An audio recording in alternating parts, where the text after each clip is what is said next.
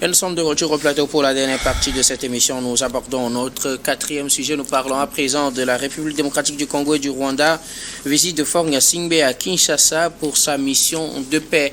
Le président togolais est arrivé en République démocratique du Congo à Kinshasa ce mercredi, selon une annonce faite par les médias congolais. Le président est allé d'abord à Luanda, en Angola, pour rencontrer son homologue et ancien médiateur dans la crise entre la RDC et le Rwanda. Je vais parler du président Joao Lourenço, qui d'ailleurs est actuel président en S6 donc, de l'Union africaine et qui lui a confié justement ce poste de médiateur à la suite bien sûr de la validation des autres présidents de l'Union africaine. Faure Gnassingbé rencontre la partie congolaise pour établir les premières discussions pour son rôle de médiateur dans cette crise. Nous en parlons avec nos invités. Comme vous le savez, pour le quatrième sujet, la parole est à qui veut la prendre en premier. Chers invités, Faure Gnassingbé à Kinshasa, première étape de sa mission, trouver le mécanisme idéal pour rapprocher la République démocratique du Congo et le Rwanda. Écoutez Guillaume, je pense que ce déplacement du président de la République, Faure Gnassingbé, peut s'analyser à plusieurs égards.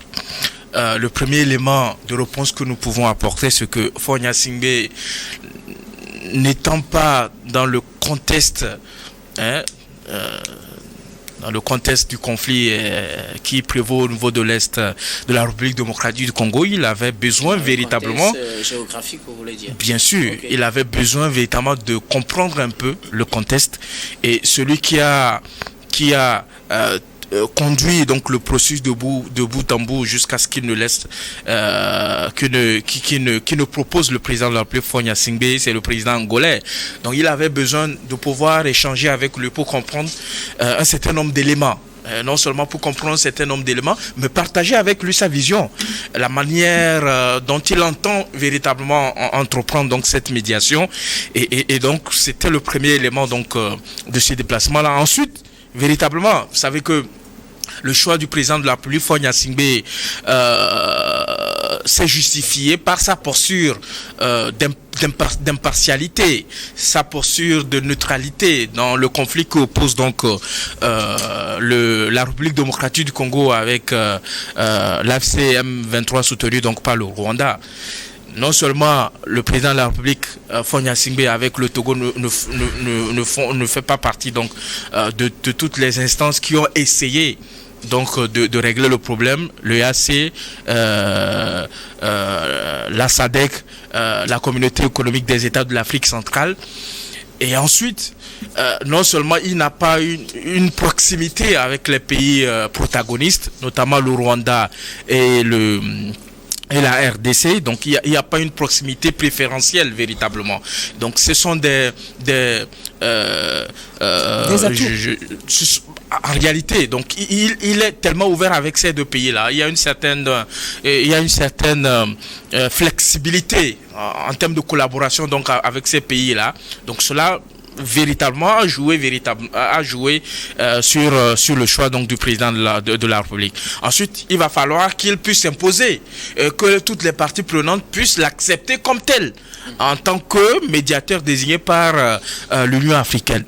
Et ça, c'est l'exercice qui va être un peu fastidieux, même si dans le contexte du conflit, on a comme l'impression que ces deux pays qui sont en jeu, notamment la République démocratique du Congo et puis le Rwanda, derrière il y a d'autres acteurs indirects et directs, notamment un certain nombre de pays au niveau donc de la région des lacs et d'autres mouvements rebelles, notamment le FCM 23. Il faut qu'il soit accepté par toutes les parties et ensuite il faut que toutes les parties soient partantes véritablement pour la proposition de sortie de conflit proposée par l'Union africaine. Parce que dans le sillage, il y a cette réponse qui est apportée par le Qatar.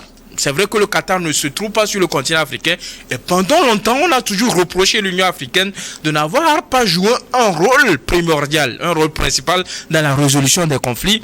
Et donc, dans ce contexte-là, ce ne serait pas véritablement une démarche concurrentielle avec les démarches en cours, la démarche de Nairobi, la démarche de de l'EC et de la SENCO. Et je parle de la démarche des églises au niveau donc de la République démocratique du Congo, mais également les démarches des organisations sous-régionales.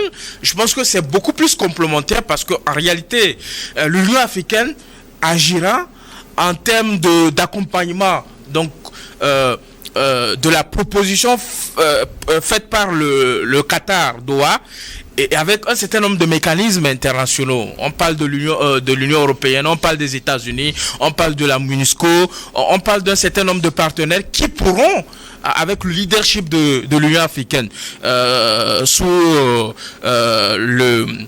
la conduite donc du président togolais Faure Gnassingbé, résoudre le problème. Alors donc je pense que cette visite peut être présentée comme une forme de prise de contact avec les parties prenantes. Je pense que dans les prochains jours, c'est pour cela qu'il a tenu à faire ce déplacement avec le ministre des Affaires étrangères du Togo, Robert Doucet, qui va peut-être prendre le relais par rapport à un certain nombre de discussions beaucoup plus concrètes, et il va essayer d'implémenter donc les directives donc du président de la République pour essayer d'apporter la contribution donc du Togo dans la résolution de la crise. Donc je pense que ce n'est que le début, et comme vous savez, dans toute démarche de médiation, lorsqu'on vous confie une mission, il est important. C'est vrai que le président de la République a déjà des contacts faciles avec les principaux protagonistes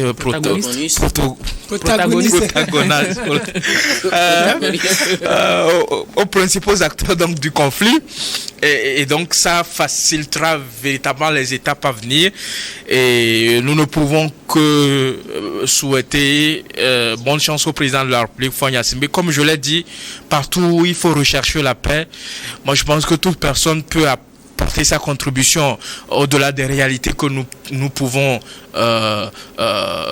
soulever dans nos pays respectifs.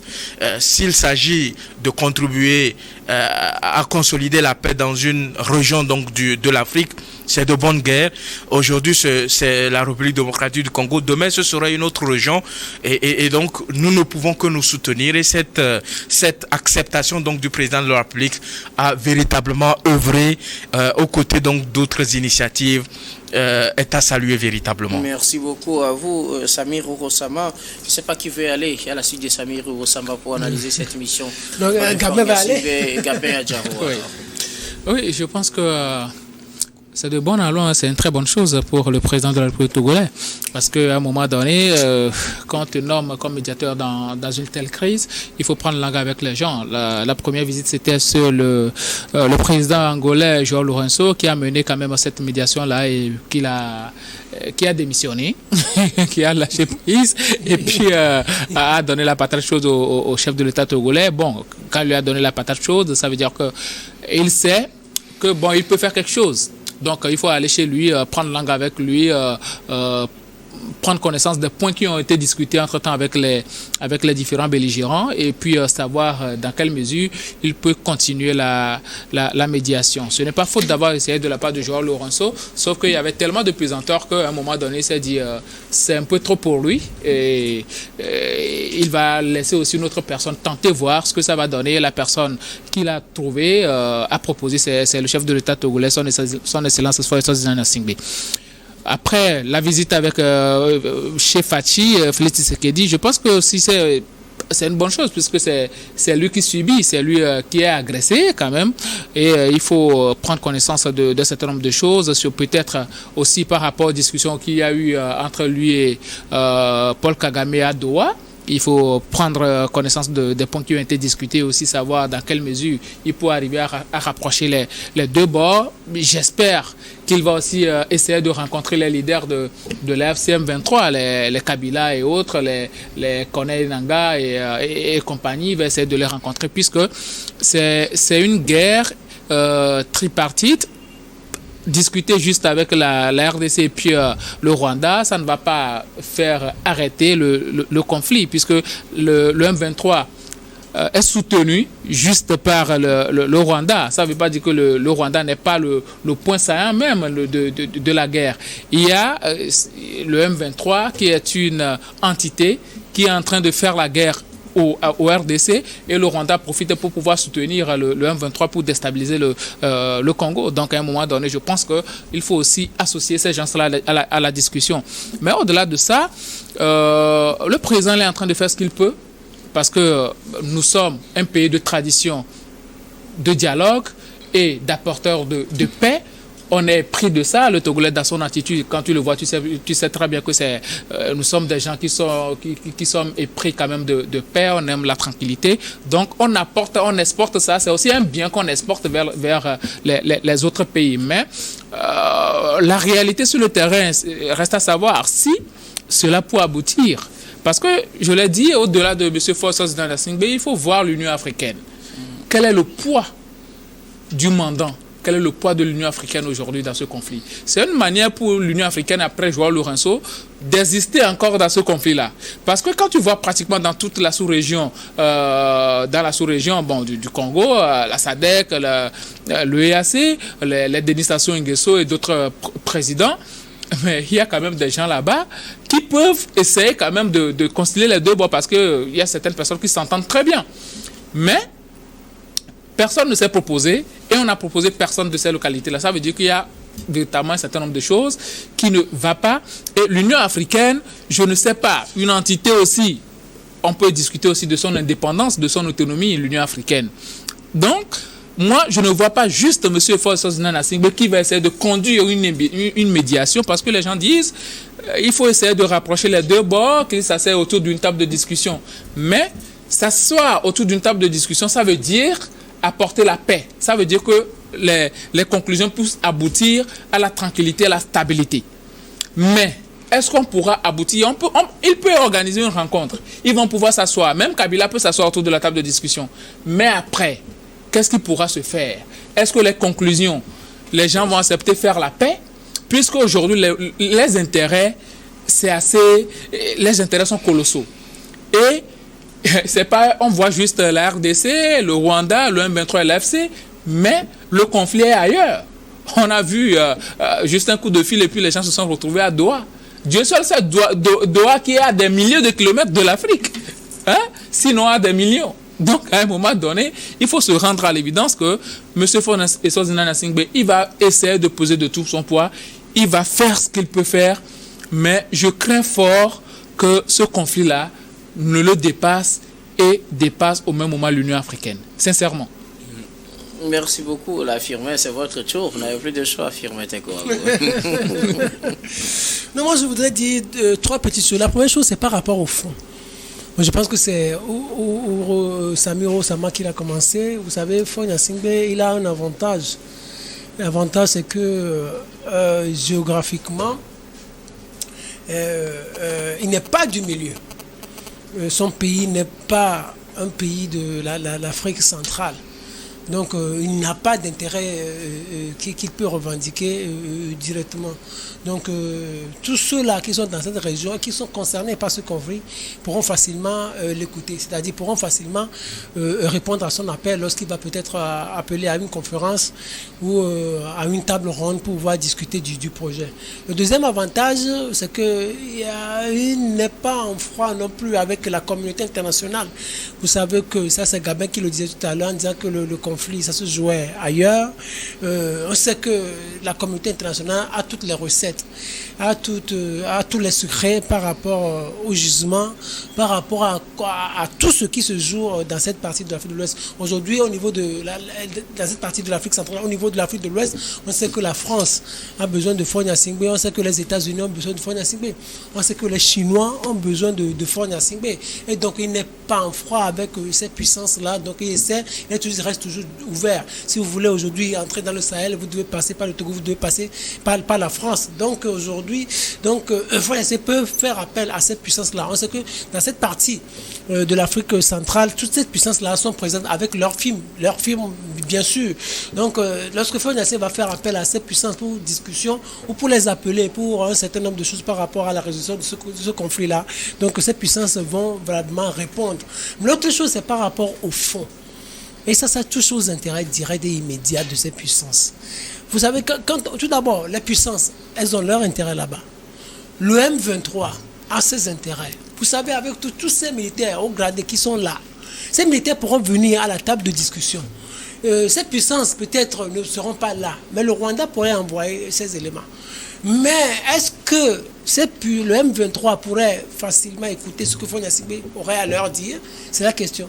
S'il y a des militaires aujourd'hui qui se retrouvent dans cette partie de l'Afrique centrale, c'est parce qu'arrivé à un moment donné, Kagame a voulu se débarrasser d'un certain nombre de militaires. Il veut conserver son pouvoir, il les a envoyés là pour aller s'enrichir et pour laisser son pouvoir tranquille. S'il veut positionner son fils ou si c'est lui qui veut se positionner pour la prochaine présidentielle, qu'on le laisse tranquille.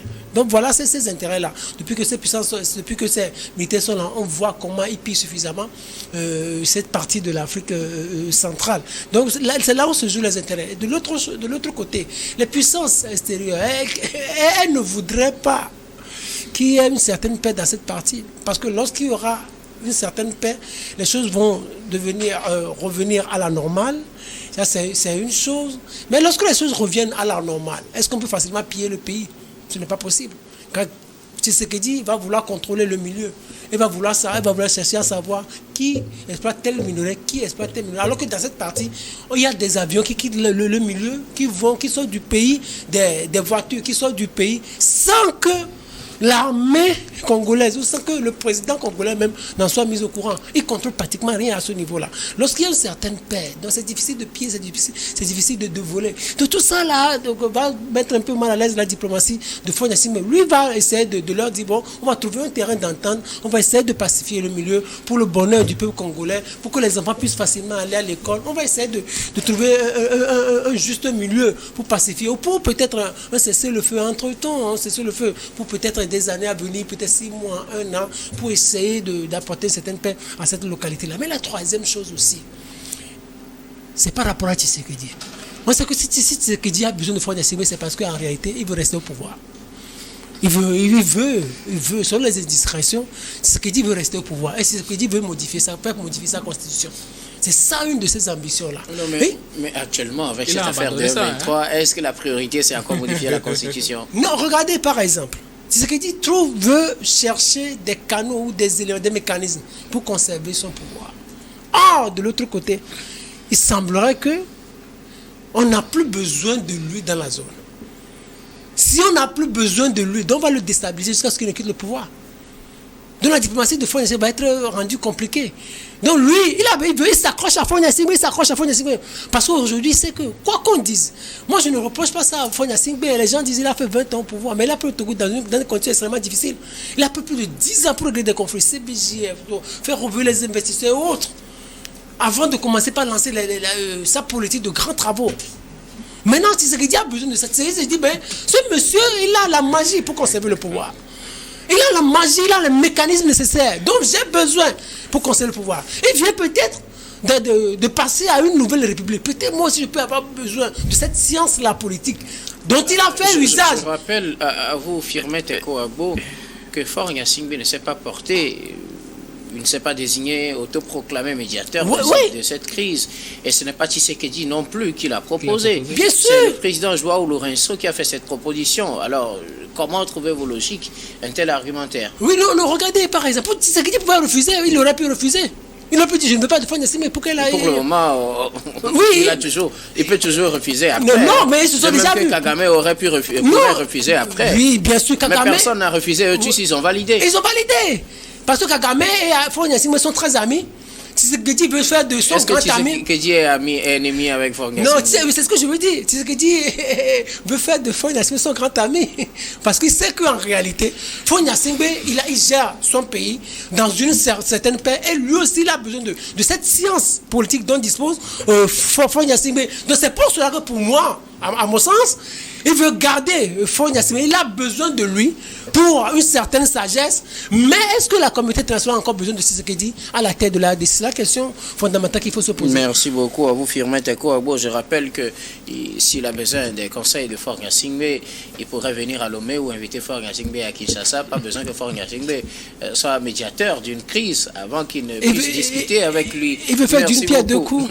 Merci beaucoup à vous, Firmin. Oui, Samir, vous voulez réagir? Moi, je voudrais apporter un certain nombre de choses. La première chose, c'est que Faure Gnassingbé, c'est la réponse de l'Union africaine. Oui. Faure Gnassingbé, ce n'est pas une volonté manifeste du Togo. Oui. C'est l'Union africaine qui propose une solution à la crise au niveau donc de l'Est de la République démocratique du Congo. Et la proposition a été faite par le président angolais, comme vous l'avez dit, et Faure Gnassingbé pouvait refuser. Bien sûr. Le Togo pouvait refuser donc cette proposition de médiation au niveau donc de la République démocratique du Congo. Et donc, toutes les interventions du président de la République du Togo sont faites sous l'égide de l'Union africaine. Et le compte-rendu est fait à la conférence des chefs d'État de gouvernement. Et c'est l'Union africaine, par rapport aux avancées dans la médiation, qui doit donner un certain nombre d'orientations et de directives au président de la République du Togo. Donc ça veut dire que le président de la République, Faure Gnassingbé, n'agit pas en son propre chef, mais il est la réponse de l'Union africaine. Donc il agit sous le menton de l'Union africaine.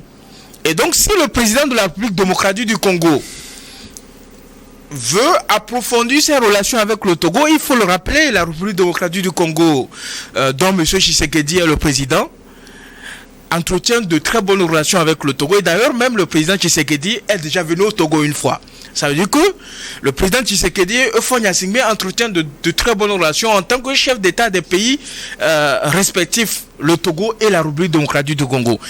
Et le président de la République démocratique du Congo n'a pas besoin de profiter de cette aubaine-là à ce que le président de la République, Faure Gnassingbé, soit médiateur dans la crise de l'Est de la République démocratique du Congo pour faire quoi? Pour déclencher donc cette envie dans la tête de M. Freeman Toko Agbo de s'éterniser au pouvoir. Ce qui incombe actuellement, c'est comment faire en sorte que le groupe M23, l'AFC M23, qui est en train d'occuper les régions de Bukavu et de Goma et qui continue par exploiter les ressources naturelles dans ces pays-là, c'est comment faire en sorte que les populations qui sont déplacées là puissent regagner leurs terres et que ces rebelles-là puissent se retirer donc de ces zones-là. C'est ça l'enjeu majeur. Ce n'est pas une question d'ambition politique. Ce n'est pas une question de s'éterniser à la tête donc d'un pays qui sous-tend donc cette démarche du président de la République. Merci beaucoup,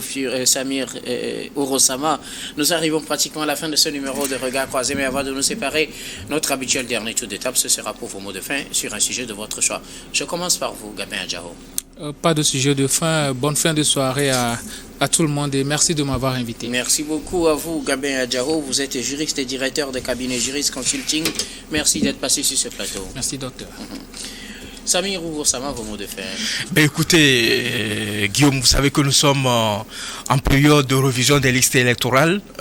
Normalement, au niveau donc de la zone 2, c'est la fin aujourd'hui parce que la CENI a prorogé donc d'une journée au niveau donc de cette zone-là. Et à partir de lundi, si j'ai bonne mémoire, au niveau de la troisième zone, on va donc procéder donc à la révision donc des listes électorales. Je pense que on ne va pas cesser de rappeler à nos concitoyens que le fait de s'inscrire sur les listes électorales, c'est un droit absolu. Le fait de voter est un droit également. Mais pour pouvoir voter aux élections municipales prochaines, il faut obtenir d'abord la carte d'électeur. Il faut avoir la carte d'électeur. Donc c'est le moment de leur inciter donc à se déplacer massivement au niveau donc de la zone 3. Je pense à partir donc de la région des Savanes, région de la Kara et puis la préfecture de Tchaoudjo. Je pense que c'est le moment donc de se mobiliser véritablement parce que je continue de le dire et je suis fermement attaché à cela. Les élections demeurent le seul moyen de mesure de la gouvernance de l'État. C'est le seul moyen pour pouvoir arriver donc à animer les différentes instances donc de notre pays et c'est le seul moyen pour renforcer la démocratie et l'État de droit. Il n'y a pas autre moyen de pouvoir conquérir le pouvoir et de l'exercer. Merci beaucoup à vous, Samir Orosama. Vous êtes juriste et président de l'ICJVE, l'initiative citoyenne des jeunes, la voix des enfants. Merci d'être passé sur ce plateau. C'est toujours un plaisir. Firmet Teko Agbo, vos mots de fin. Non, deux petites choses, c'est par rapport au centre de recherche des jeux politiques internationaux Firmet Teko Agbo. Nous voudrions, le centre souhaite bonne chance au président togolais. Vous savez que chez nous, c'est la géopolitique, la paix, le patriotisme, c'est le Togo qui est mis en avant, c'est le Togo qui rayonne aujourd'hui. C'est un bonheur aussi pour le peuple togolais. Des gens vont dire, les Congolais qui ne connaissaient pas le Togo vont connaître le Togo, les Rwandais qui ne connaissaient pas le Togo vont connaître le Togo, à Luanda aussi, ce serait la même chose. Alors, le Centre de recherche de géopolitique internationale, Fimet Ekouagbo, souhaite bonne chance au président togolais et demande qu'il réussisse dans cette noble mission internationale. La deuxième chose, c'est par rapport à la constitution de la 5e République. Vous savez que nous essayons de partager sur les réseaux sociaux les articles relatifs à cette constitution et aussi nous organisons des conférences dans les universités, aussi dans les communes, dans les écoles aussi. Alors, nous sommes à quelques jours de la fin de la transition constitutionnelle. Mais il y a assez d'institutions qu'il faudrait encore mettre en place. Nous demanderions au président de la République d'aller un peu plus vite pour que les institutions soient mises en place. Nous n'avons pas encore le président du Conseil, nous n'avons pas encore le président de la République, nous n'avons pas encore le protecteur du citoyen, nous n'avons pas encore la nouvelle RAC, et la nouvelle Cour constitutionnelle, la nouvelle institution de lutte contre la corruption. Il y a assez d'institutions à mettre en place avant le 5 mai 2000. Non, pas avant. Je pense que les institutions là se mettront progressivement. Ce qui importe, c'est le PCM et puis le président de la République. Non, c'est pas ce n'est plus un débat. C'est donc, c'est juste dire qu'en réalité, donc on a besoin de ces institutions-là avant le 5 mai, parce que l'article 95 dit précisément ou dispose que ces institutions devront être mises en place dans un délai n'excédant pas 12 mois. Merci de m'avoir invité. Merci beaucoup à vous, Fimet Ekouagbo. Vous êtes chroniqueur politique et directeur du Centre de recherche et de géopolitique internationale, Fimet Ekouagbo. Merci d'être passé sur ce plateau. Merci aussi, c'est tout un honneur. Et nous disons merci également à toutes les équipes techniques et rédactionnelles qui nous ont aidés à préparer et à présenter cette émission. Merci beaucoup à tous les techniciens, à tous les réalisateurs et diffuseurs. Merci également à Stéphane Kouanou à la caméra. Merci à vous, toujours très chers téléspectateurs, de nous avoir suivis. Je vous retrouve demain avec le même plaisir pour un autre numéro de Regard Croisé.